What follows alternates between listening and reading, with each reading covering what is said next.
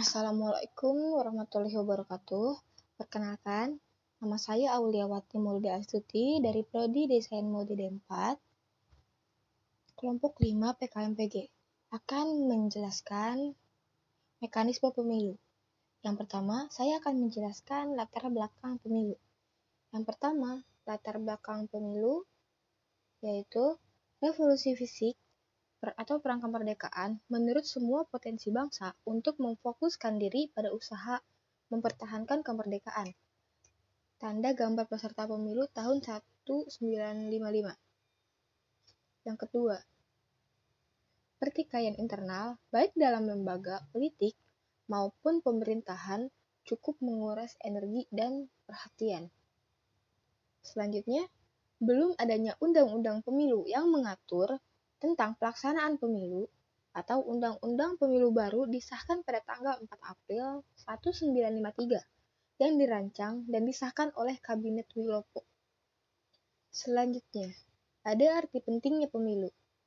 Arti penting pemilu yaitu karena pemilu merupakan sarana bagi masyarakat untuk menentukan figur dan arah kepemimpinan negara atau daerah dalam periode tertentu.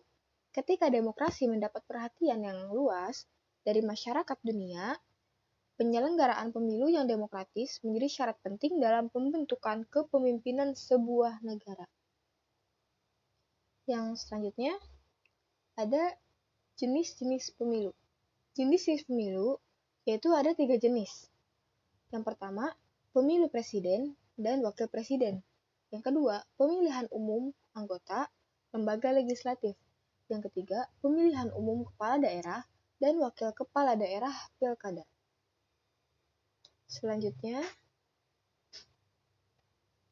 ada perangkat pemilu. Ada 2 macam perangkat pemilu, yaitu KPU atau Komisi Pemilihan Umum dan BPP, Badan Pengawas Pemilu.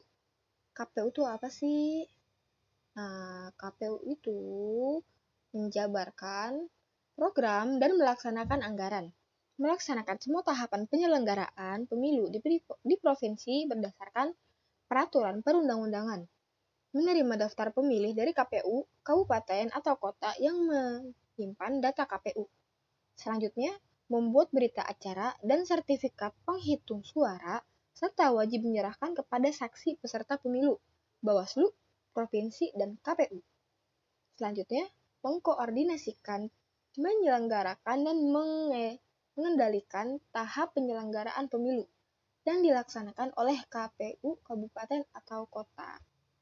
Selanjutnya ada BPP. BPP itu apa sih? Nah, BPP itu yang pertama, ada untuk menyusun standar tata laksana pengawasan penyelenggaraan pemilu untuk pengawas pemilu di setiap angkatan. Selanjutnya, melaksanakan pencegahan dan penindakan terhadap pelanggaran pemilu dan sengketa proses pemilu. Selanjutnya, mengawasi persiapan penyelenggaraan pemilu, mengawasi pelaksanaan tahapan penyelenggaraan pemilu, mencegah terjadinya praktik politik uang, mengawasi netralitas aparatur sipil negara, TNI, dan polisi. Selanjutnya, mengawasi pelaksanaan putusan pemilu. Lalu, ada alur tata cara memilih di TPS. Yang pertama, membawa formulir model C6 atau EKTP atau surat keterangan ke TPS Anda. Selanjutnya, tulis nama Anda di daftar hadir yang disediakan panitia. Selanjutnya, tunggu sampai Anda dipanggil oleh panitia.